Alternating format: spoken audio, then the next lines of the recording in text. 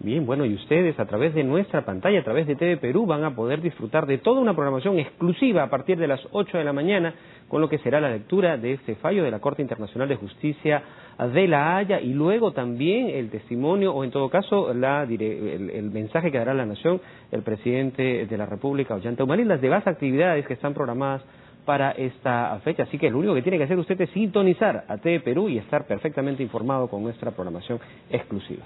Bueno, y justamente como el país tiene pues conocimiento, el 27 de enero será una fecha histórica, más histórica realmente para los peruanos y también para los chilenos. Bien, y bueno, vamos a seguir conversando respecto de este tema. Están con nosotros el congresista Martín Belaúnde Moreira. Gracias por estar aquí, congresista, presidente de la Comisión de Relaciones Exteriores. Y también está Óscar Vidarte, internacionalista. Gracias también, buenos días y gracias por estar aquí. Bueno, en principio, congresista Belaúnde, lo que ha dicho el canciller chileno Alfredo Moreno respecto de que la ejecución no sería inmediata porque hay que adecuar la legislación de ambos países a lo que haya estipulado la Corte Internacional de Justicia. Fíjese usted, hay que referirnos a lo básico. El fallo es una sentencia, no es una ley. Es una sentencia que obliga a las partes y que es definitiva e inapelable, pero que en el propio estatuto y también en el reglamento de la Corte Internacional de Justicia cabe la posibilidad de que cualquiera de las partes, si considera que la sentencia es poco clara o ambigua, presente un recurso de aclaración en cuya eventualidad la Corte tendrá que interpretar su propia sentencia. E incluso existe algo que me parece muy remoto, pero está ahí, un recurso de revisión en el caso de que en la sentencia no se hubiere tomado en cuenta un hecho desconocido, súbitamente descubierto por una de las partes, y que podría ser materia de ese recurso de revisión dentro del plazo de 6 meses de conocido ese recurso, y en todo caso no después de 10 años de emitido el fallo. Eso es lo que establece el estatuto de la Corte. Esta frase de ejecución inmediata no estoy seguro, porque no tengo una memoria instantánea, y dicho si paso nadie la tiene. No estoy seguro si aparece en algún sitio en el reglamento de la Corte Internacional de Justicia, que es un documento que establece cuál es el modus operandi interno de la Corte Internacional de Justicia. Ahora bien, yo creo que estamos lo que se llama calentando motores, pero por mucho que se calienten motores, los automóviles no avanzan si es que no se conoce ya el detalle de la sentencia. La sentencia, yo me imagino que ha sido ya votada por unanimidad, por mayoría, no lo sabemos. Puede que haya votos disidentes, no lo sabemos. Todo eso se guarda en reserva, en secreto. Pues y esto se va a conocer. Entonces, todavía nosotros podemos tener muchos escenarios fácticos, escenarios jurídicos, pero hacer estrategias definitivas sobre escenarios que pueden darse o no en realidad, me parece que es algo adelantado. Ahora, bueno, mi punto de vista el es canciller... esperar la lectura de la sentencia, que dicho de paso, lo que vamos a ver el 27 a las 9 de la mañana es la traducción en simultáneo al castellano, traducción no oficial de una sentencia que se ha escrito en inglés y que debe tener otro documento con igual valor en francés, pero lo que se va a leer está en inglés. De acuerdo. Entonces hay que leer. Pero permítame, hay que leer ese documento en inglés. Antes de entrar ya al detalle de lo que sería la actividad o la lectura de la sentencia, yo quisiera pedirle también su opinión a Óscar Vidarte respecto de lo que ha dicho el canciller Alfredo Moreno. Bueno, dice que cual sea la razón para una u otra de las partes, las cosas se queden como ellos lo han propuesto o como lo proponga el Perú, en fin, de todas maneras tendría que haber alguna adecuación de la legislación de ambos países para acercarse a lo que ha determinado el fallo de La Haya, sin dejar de lado las opciones que ha considerado, que nos ha dado a conocer también el congresista Belaúnde. ¿Qué opinas? Sí, nuestra Cancillería ha sido bastante clara y en una reciente entrevista el embajador Manuel Rodríguez Cuadros también y es que el fallo se ejecuta inmediatamente, es de obligación de ambas partes inmediatamente, una vez leído el mismo. Sin embargo, en la práctica sucede pues una complicación, me parece, en materia de verbos, qué significa ejecutar, implementar, aplicar, y creo que esto puede causar una serie de problemas, porque en la práctica todos sabemos que van a quedar una serie de temas pendientes, tanto a nivel unilateral como bilateral. Unilateral, obviamente, de acuerdo a lo que diga el fallo de la Haya, los dos países, alguno de ellos va a tener que cambiar legislación interna, como por ejemplo la ley de línea de bases. Esos son pues acciones que van a tener que tomar cada Estado frente a lo que sea el resultado de la Haya. Pero también hay acciones a nivel bilateral, por ejemplo, regímenes pesqueros en la región, por ejemplo, aprovechar el fallo para fines de integración entre Tacna y Arica, pero sobre todo, por ejemplo, la situación del Tratado del 54, que muchos dicen qué va a pasar con el tratado si es que la Haya no dice nada al respecto o no lo interpreta a la luz del fallo, porque finalmente el Tratado del 54, desde la posición peruana, y especulando que va a ser una victoria peruana, habla de algún tipo de régimen, no es un régimen pesquero propiamente dicho, pero sí de alguna manera de una línea para fines de pesca. ¿Qué va a pasar con eso, que es un tratado internacional entre dos partes, una vez haya un fallo y se establece, esperemos para nuestros intereses, una nueva línea? ¿Qué va a pasar en ese sentido? Seguramente, y si la Haya no dice nada, ¿vamos a tener que conversar los dos? Seguramente. La Cancillería ya ha venido trabajando desde hace un par de meses en establecer pues grupos de diálogo entre Perú y Chile, para obviamente estar frente a este escenario. Por eso cuando desde Chile señalan, no, esto se va a aplicar, hay que interpretarlo bien.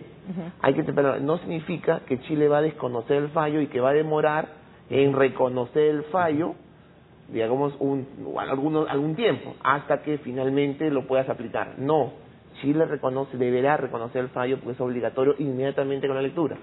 Pero de alguna manera esto en la práctica va a requerir una serie de acciones para terminar de finiquitarlo. Y esto me parece a lo que se refieren en Chile. Por eso creo que no hay que hacer en este momento un mayor debate frente a los comentarios que hemos escuchado el día de ayer. Bueno, lo que pasa es que la suspicacia salta a la vista cuando, por ejemplo, ya se está adelantando por parte más bien de la parte chilena, ¿no? Algunos comentarios en el sentido de que demoraría porque hay que adecuar circunstancias sea para una o para otra posición, ¿no es cierto? Ahora, hay quienes han dicho que hay que tener un poquito de cuidado por los antecedentes en la política internacional chilena, en el sentido de la dilación, de la dilatación, de retrasar un poco. El embajador de Rivero, si no me equivoco, ha señalado que podría querer Chile, aún sin desconocer que la implementación debe ser inmediata, podría querer demorar, analizar e incluso negociar el fallo. Bueno, hay que adelantarse también bastante. Seguramente muchas de esas voces traen a recuerdo pues que el Tratado del 29, que es consecuencia del Tratado de Ancón, termine de finiquitarse recién en el 99 con el acta de ejecución del artículo 15. Entonces muchos dicen, miren todo lo que se demoró Chile en terminar de implementar adecuadamente pues lo señalado en el Tratado del 29, que era básicamente en el artículo 5 pues los derechos en este caso del perdedor, del Perú. Entonces, muchos señalan si eso puede suceder un escenario similar. Yo creo que es un contexto totalmente distinto, la realidad entre Perú y Chile es totalmente diferente que lo que existía hace 20 o 30 años. Perfecto, Oscar. Ahora, me parece muy interesante y hemos seguido la secuencia en cuanto a las declaraciones del presidente Piñera, ¿no? Claro, su posición es de salida, mientras que la posición de Michelle Bachelet es más bien la que va a encarar ya prácticamente lo que dictamine la Corte, ¿no es cierto? Piñera en todo momento resalta el hecho de que Perú y Chile van a seguir siendo vecinos históricos, sea favorable el fallo para su país o no. ¿Qué reflexión le merece a usted lo que dice Piñera y un poco el mensaje que está dando tanto para Chile como para el Perú, ¿no? De mantener, por ejemplo, la estabilidad en el intercambio comercial, en la relación bilateral que sostenemos. Tenemos una comunidad en Chile que se ha visto seguramente algo afectada, por ejemplo, por las propuestas de embanderar la ciudad. No sé, ¿qué opina usted, señor Belaunde? Que el presidente Piñera está diciendo algo obvio. Esta futura sentencia de la Corte Internacional de Justicia es un hito más en nuestras relaciones. Entonces, lo que ocurre, y no vamos a dejar de tener relaciones. Entonces, yo personalmente creo que las relaciones entre el Perú y Chile tienen que continuar por múltiples razones. Porque las relaciones peruano-chilenas no solo son relaciones marítimas, son relaciones de todo tipo, son relaciones comerciales, financieras, son relaciones humanas, hay 100.000 y pico de peruanos en Chile, no sé cuántos chilenos habrán en el Perú. Tenemos relaciones políticas que no solo están centradas en torno a este tema. La peruana es la primera región o la primera Entonces, comunidad. las relaciones tienen que continuar. Ahora bien, yo personalmente considero que la ejecución del fallo no puede estar supeditado a ningún factor interno de cada país. La ejecución de ese fallo no tiene por qué estar supeditado al cambio de las leyes de bases en el Perú o en Chile. Ahora, la experiencia internacional es de que los pasos internacionales a seguir en este o en cualquier otro caso no son pues como el café instantáneo, a veces demoran un poco. La demarcación de la frontera peruano-ecuatoriana demoró más de 50 años, a pesar de que había un tratado firme entre las partes. Perfecto. ¿Cuánto tiempo demorará aplicar esta sentencia, cuyo contenido desconocemos? Bueno, de repente es inmediata, de repente no es tan inmediato. Depende de la letra y del sentido, del contenido y de los alcances de la sentencia. Y eso solo lo sabremos el día 27. Lo que sí creo es que la sentencia debe resolver todos los puntos en controversia. Y si me permiten un instante, tiene que indicar de dónde parte el límite marítimo. Tienen que indicar si el límite marítimo está definido o no está definido. Y si no está definido, tiene que delimitarlo. Y tiene que considerar las dos pretensiones peruanas del triángulo interno, que está propiamente dentro de la zona soberana marítima de Chile, en la línea equidistante, que toma una parte, tomaría una parte de la zona, actual zona soberana de Chile, o por lo menos que ellos lo consideran así, el Perú no, pero ellos sí, y el triángulo externo, que es de todos los aspectos de la sentencia, quizás el menos contencioso, porque Chile no tiene sobre ese triángulo externo ningún reclamo, ninguna pretensión, más allá de la línea de base. Más allá de su pretensión del mar presencial, que es una pretensión geopolítica que no tiene validez en el derecho internacional. Óscar, coméntanos, ¿es totalmente distinto la realidad de la ejecución o el cumplimiento de una delimitación cuando el espacio es geográfico, es terrestre, que es totalmente distinto a cuando se trata del mar? Porque no hay comunidades, es decir, solamente hay acuerdos comerciales, probablemente actividad pesquera, es mucho más fácil. ¿Esto haría, desde tu punto de vista, facilitaría una ejecución en menor plazo posible a lo que tradicionalmente ha sucedido en otros casos?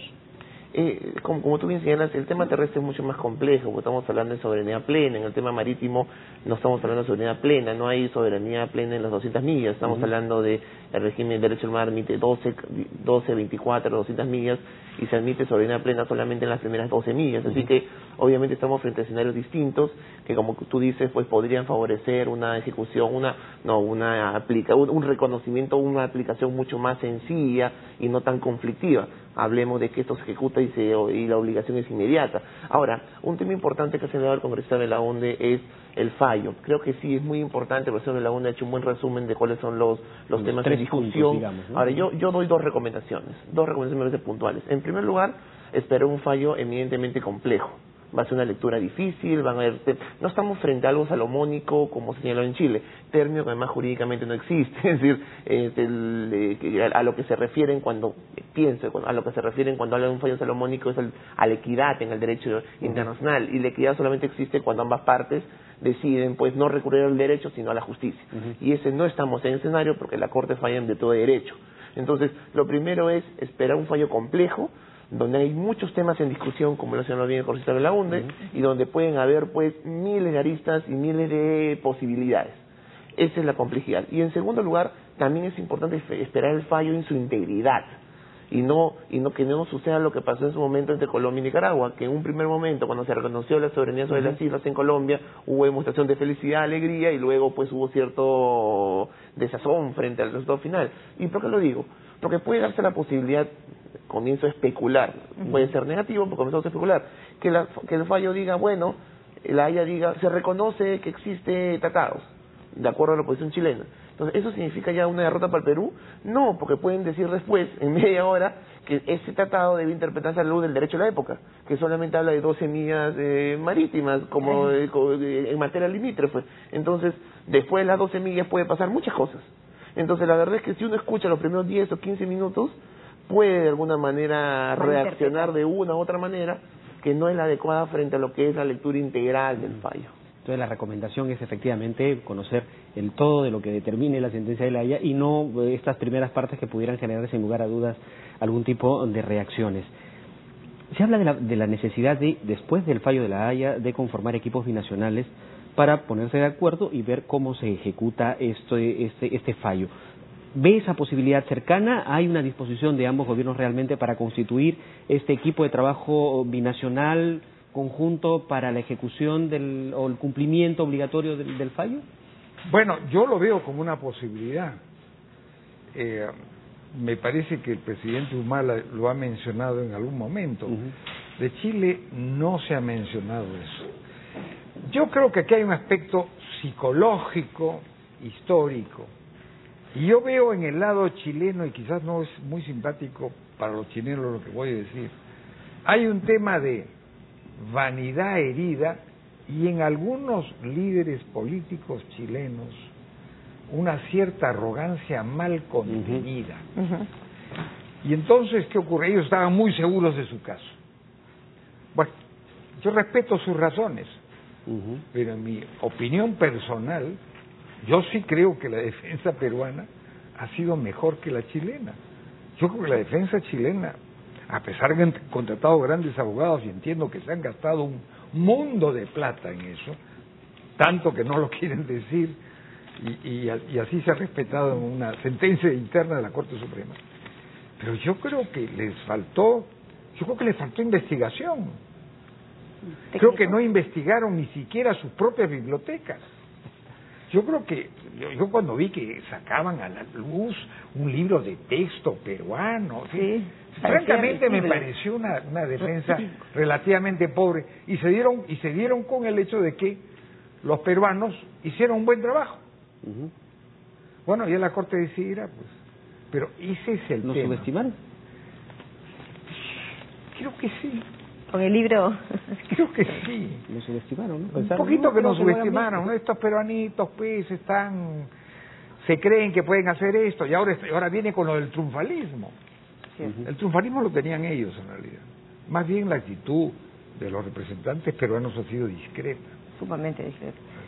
Ahora, pero en cuanto a los representantes chilenos, a mí me parece que el presidente Piñera ha tenido una posición un poco más prudente, quizá, ¿no? Más tranquilizadora, y sobre todo llamando siempre a reconocer los nexos que nos unen tantas cosas con Chile, por ejemplo, ¿no? Y muchas veces nos preguntamos también, y me gustaría tocar, Oscar, contigo este tema, porque tenemos quizá la representación o la comunidad más importante extranjera para Chile la constituyen los peruanos, ¿no es cierto?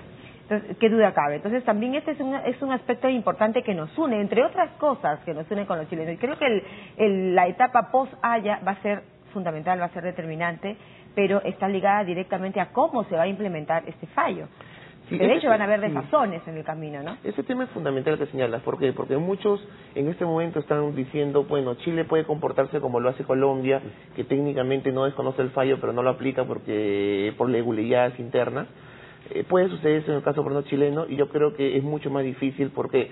Porque la relación entre Perú y Chile es mucho más estrecha, somos países mucho más simétricos que la relación entre Colombia y Nicaragua, porque entre Perú y Chile se ha construido en los últimos 20 años una comunidad de intereses muy importante, porque entre Perú y Chile además en el último año, post fase oral, se ha construido una agenda interna a todo nivel, tanto a nivel público como privado, pues muy interesante, porque además si bien en el derecho internacional las sanciones es un tema complejo, sí existen costos, y hoy en día existen costos muy grandes para Chile de desconocer el fallo, costos que pasan no solamente por los problemas que pueden tener con el Perú en materia económica, con los migrantes, sino también en otro tipo de ámbitos, como por ejemplo la Alianza del Pacífico. Imaginemos cómo la Alianza del Pacífico puede verse pues fracturada o detenida por el lío o por el problema que pueden tener todos sus miembros. y entendiendo también la influencia que tiene Estados Unidos en la Alianza del Pacífico para sus intereses en las negociaciones del TPP, pues vemos que esto puede implicar a terceros países que no van a ver bien con buenos ojos una acción pues contra de Chile. Con eso no digo que Chile vaya a reconocer inmediatamente o no vaya a haber problemas. Yo creo que en Chile va a haber un debate muy importante que ya lo estamos viendo hoy. Imagínate, es un debate antes de conocer el fallo, cómo será luego del 27. Ahora, tú mencionabas que efectivamente los primeros minutos pueden decir que efectivamente, o reconocer que había tratado, cosa que es parte de la defensa de Chile, señalar que había tratado efectivamente el limítrofe.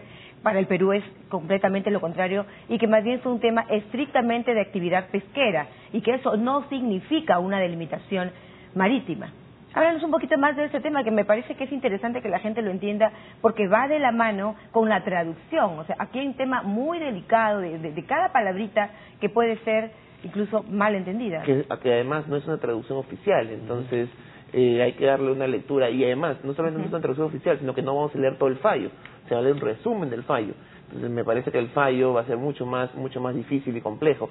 Sí, como tú venías diciendo, creo que jurídicamente pueden darse una serie de situaciones que son complejas. No solamente si es que la Corte reconoce pues que existe pues un límite marítimo, sino la interpretación que le da a este reconocimiento. También puede ser el contrario. ¿Qué pasa si la Corte dice, bueno, aceptamos la posición peruana, no existen tratados, por lo tanto tenemos que delimitar? Pero el momento de delimitar encuentra algunas circunstancias relevantes. La equidistancia, que es la propuesta peruana. Claro, a lo que voy es que podría pasar el caso contrario también, que se reconozca la posición peruana y que no existe tratado, pero al momento de delimitar, en virtud de circunstancias relevantes y principio de equidad, termine siendo una frontera igual a la chilena, a la que existe hasta hoy. Entonces, la verdad es que estamos frente a especulaciones y a miles. Estoy planteando dos escenarios complejos en donde le dan en primer lugar la razón a Chile y después a Perú, y en el otro donde le dan en primer lugar la razón a Perú y después a Chile. Yo quisiera decir esto porque es muy importante. En realidad, eso que menciona Chile, hay que verlo desde esta perspectiva.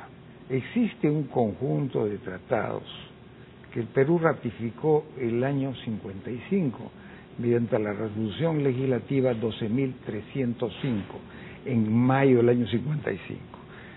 Chile lo ratificó después, el año 67, y un poco antes me parece que Ecuador, porque eran tratados dentro del margen de la Conferencia del Pacífico Sur, entre Ecuador, Perú y Chile.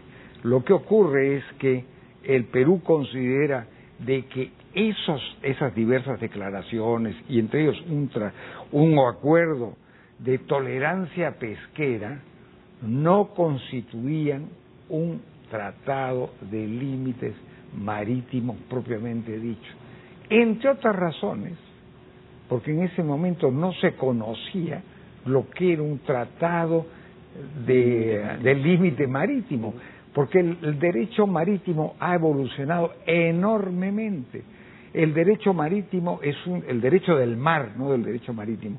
El derecho del mar es una creación posterior a la Segunda Guerra Mundial, que se plasma con la Convención del Mar, que fue suscrita, no por el Perú, desgraciadamente, en mi opinión, en el año 82, que entró en vigencia el año 94 y que hoy día es el derecho internacional del mar, y es el que habla de las líneas de base, de las aguas interiores, del mar territorial. Antes nunca se pudo haber tomado eso en consideración, pues. Porque no existía. Así de simple. Bien, congresistas, les queremos agradecer, agradecerle también su participación aquí, también agradecerte, Óscar, por tu participación, y lo que yo sí quisiera compartir, y permítame también compartir con ustedes, por favor, es una información que ha salido publicado en La Tercera, el día de hoy. ¿Qué tan peruanos somos? Se pregunta en un artículo esta publicación. Esta es una publicación, recordemos que La Tercera es una publicación chilena, entonces se preguntan los chilenos ¿qué tan peruanos somos?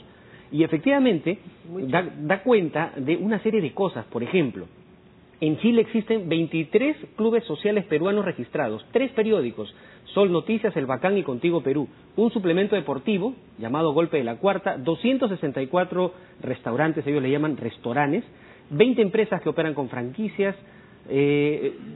inversiones en el país que suman desde 1974 672 millones de dólares. Y presten atención a esto, hay un equipo de fútbol con pretensiones de profesionalismo que se llama Incas del Sur.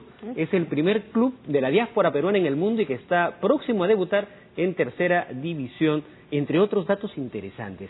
Y realmente el artículo es bastante extenso, obviamente. La gastronomía, la cocina, el ceviche, nuestra cebolla morada, entre otras cosas, forman parte. Y hay una particularidad. ¿Y en Chile, en algunas partes incluso, también creen en Nuestro Señor de los Milagros? Exacto. Hay la fe religiosa que se manifiesta. Y hay una particularidad también que quería dar a notar, María Jesús, que allá ellos conocen al color, al que nosotros le decimos color marrón, ellos le dicen color café.